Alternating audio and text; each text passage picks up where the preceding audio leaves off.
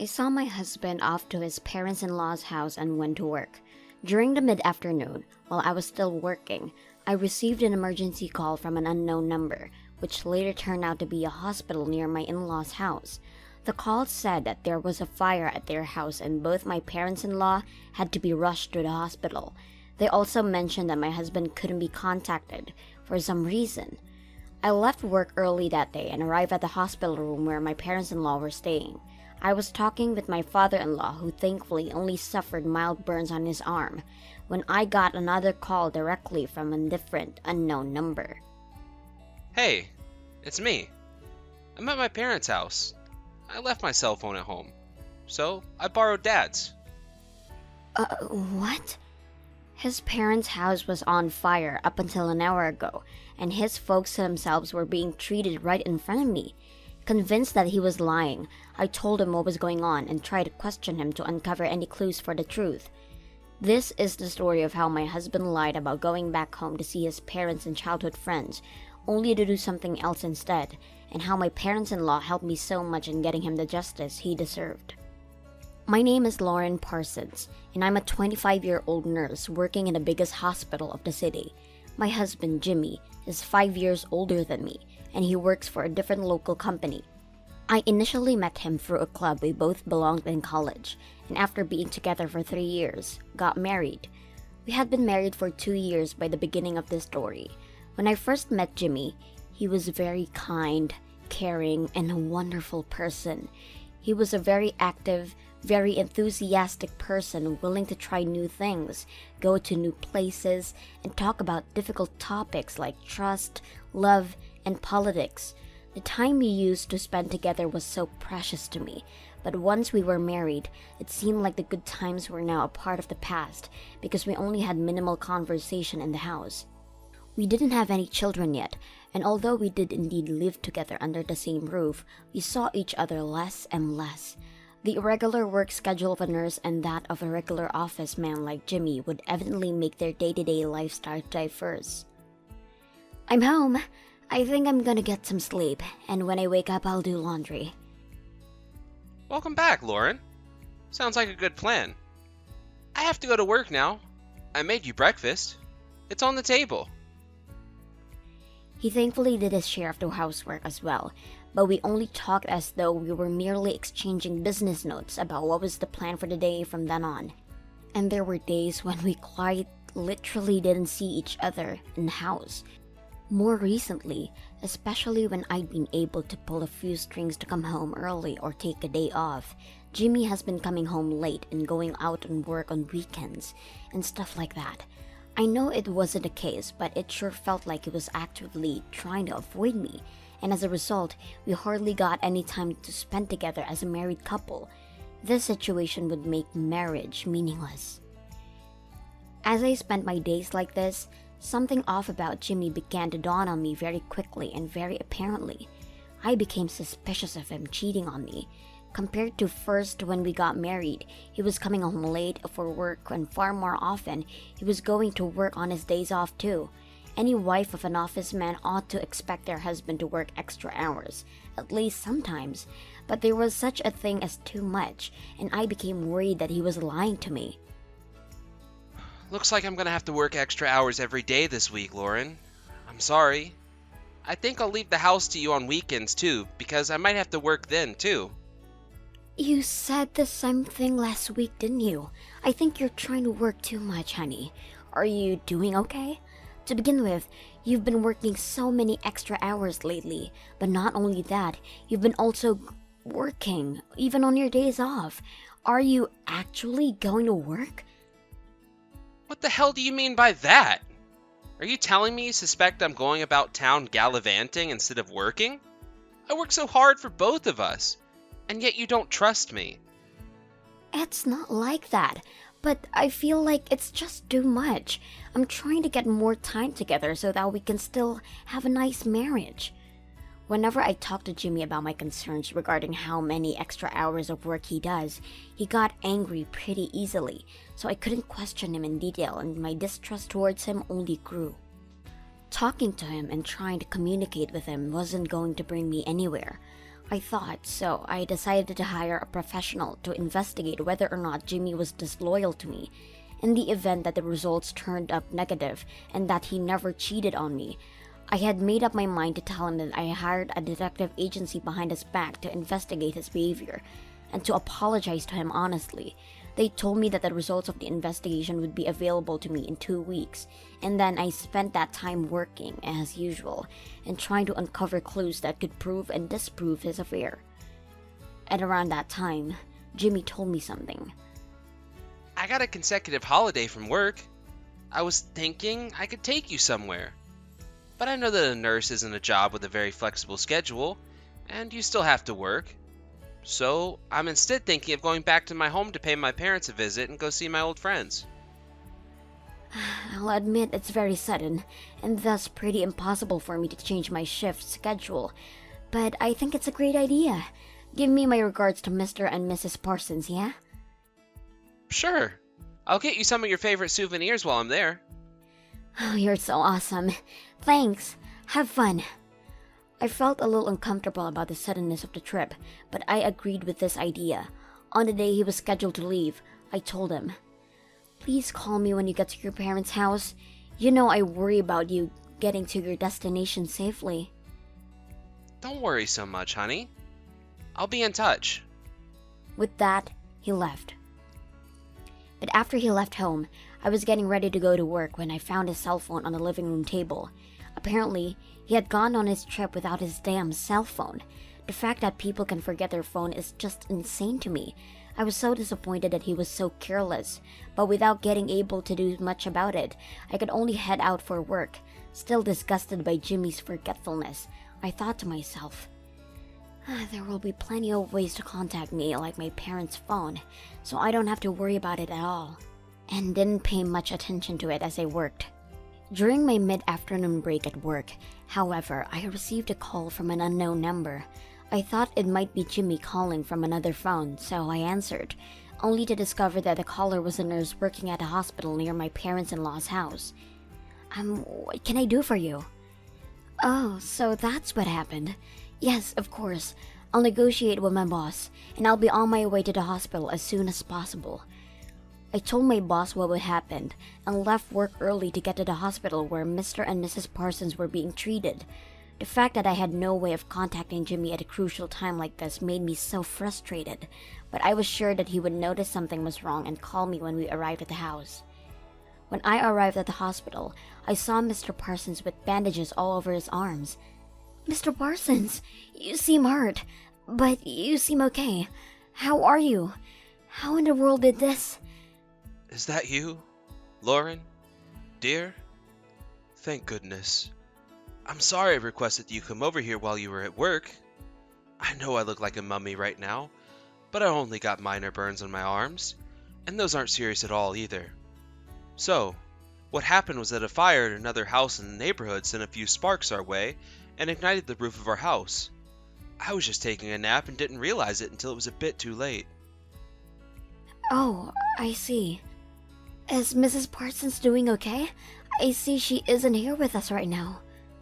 Unlike me, who noticed the fire relatively quickly, she inhaled quite a bit of smoke, you see. I managed to pull her out of the fire, and we were both rescued by the fire department, but she hasn't regained consciousness yet. But doctors and nurses all say her condition's stable, and there's no risk to her life, which is so good to hear. It must be so tough that your house got burned down, but I'm so glad that you two are safe and sound. Thank you, dear. I tried to contact Jimmy, but I couldn't get through to him for the life of me, so I asked the nurse to call you instead. I'm so sorry for the trouble I've caused you. Oh, Mr. Parsons, please, it's totally fine, don't worry about it. By the way, do you know what Jimmy is doing right now? He actually said he was going back home to pay you a visit and meet up with some old friends of his. Looks like he wasn't arrived yet, but I expect him to notice something's wrong and when he arrives and call me. I didn't know he was coming home. I haven't been in touch with Jimmy for a while. What? What do you mean? As I was talking to my father-in-law, when I got another call directly from a different unknown number. "Hello? Lauren Parsons speaking. Hey, honey. It's me. This time, it was none other than Jimmy himself calling, so I quickly put him on speaker for Mr. Parsons to listen in, and continued on with the call. Jimmy, where are you right now? I'm having dinner with my parents at their house. Since I was stupid and friggin' forgot my own phone, Dad lent me his and I'm calling you right now. At these words of his, Mr. Parson and I looked at each other in confusion. His parents' house was on fire up until an hour ago, and his folks themselves were being treated right in front of me. What in the world is he talking about? I was so shocked that I was at loss at words. What's wrong with you? Going so silent all of a sudden? Everything all right over there? What are you doing, Jimmy, my boy? Mr. Parsons, on behalf of me, who found herself unable to speak at all, said, What? Why are you answering the phone right now, Dad? Lauren? Are you with him right now? That doesn't matter, kiddo. What the hell are you trying to accomplish with your stupid lies? The house burned in a fire, Jimmy, and your mother and I are both hurt. Unless you had another mom and dad elsewhere, you would be far more panicked right about now. No, wait. What do you mean? A fire? Are you two okay? Your mother's still unconscious. We're both at the hospital near our house, so you get your ass out here right away too. If you've got time for stupid lies, get your butt over here now. Even in the hospital bed, Mr. Parsons had so much passion and anger in his voice. With that, he hung up on the phone. I wonder why Jimmy's lying like this, Lauren. I'm really sorry. Don't worry about him. I'll give him a good lecturing session. I'm so sorry. Mr. Parsons kept on apologizing to me until his son arrived at the hospital. After he arrived, we went outside the hospital to discuss the situation. I called it a discussion, but in reality, it was anything but. Quite honestly, it was more than a one-sided argument on the part of Mr. Parsons. I'm so relieved to hear that Mom's life's not in danger. Still, it was a disaster I didn't see coming. I don't know how you still care about that, when I want to know why exactly you lied about being at home. Is there something you're hiding, boy? No! I just got into a conversation with some friends in town. And while I did say I'd call Lauren when I got to your place, it looked like it was going to be later on. So I called her first. Then just be honest about it, damn it. It's been hard enough trying to reach you. I figured it was just easier to tell Lauren I'd arrived at your place, so I lied to her. I'll be more careful from now on, Dad. I promise. If you were there while he said these things, you would have reached the same conclusion as I. He was not telling the truth. His hands were fidgeting, his eyes could not keep still, and his mouth seemed visibly dry as he breathlessly fumbled with his words. He was evading further interrogation by seemingly cleverly hiding details in his answers. I was not convinced of his excuses at all, but without any substantial to back me up, I couldn't pry him even further about what he was actually doing. As I stood there, wondering what to do, I received an email on my phone. I checked, and lo and behold, with the most godlike timing I'd ever seen, the investigation report from the detective agency I had hired to look into the potential affair of Jimmy's had arrived. I remembered that it was around 2 weeks since I requested an investigation, and when I opened the email, I was shocked to read its contents. There were multiple photographs of my husband enjoying a trip together, alone, with a different woman. The women whom the detective agency identified as one Miss Clary Ferguson looked younger than I was, and both people were enjoying themselves, laughing and touching. The evidence made it clear that Jimmy was indeed having an affair, with photographic evidence to back it all up. Oh no. What's wrong, Lauren? You look so pale, all of a sudden. What the devil? What the hell is this? Mr. Parsons, who definitely noticed my stumbling to catch my footing as a lot of strength left my legs immediately upon discovering the truth, also had to look at the email. And what does this mean? You have been with your cheating girlfriend the whole time, weren't you? You disgrace! He yelled. What are you talking about? I wasn't with any girl, Dad. I swear. Can you say the same freaking thing when you have a look at this? With that, Mr. Parsons urged his son to look at the email. Why? This... You asked for an investigation against me? You bitch! Freaking terrible to ask for an investigation without permission. Oh? And which one of us is the bitch, I dare say? I really can't believe that you would say such a thing when you are having a love affair. Any hope I had that you weren't having an affair is now shattered.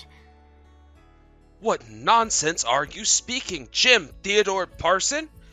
Cheating on your wife is the worst crime a loving husband can do. Apologize to Lauren. Now! What the hell, Dad? It was her fault to begin with, wasn't it? Compared to before we got married, we talk so much less, and we hardly see each other on days when she was frickin' busy with work. Do you realize that you're at fault too? What the frick does that excuse do to help your damn case, Jimmy? I told you I was making efforts to get our time together back somehow, and you were going off to work extra hours. Actually, come to think of it, you never probably worked extra hours even once, did you? You only went out gallivanting with Clary. I don't get it.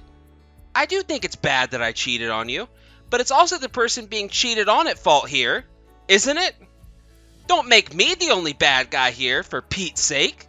You could have been a little more open with me.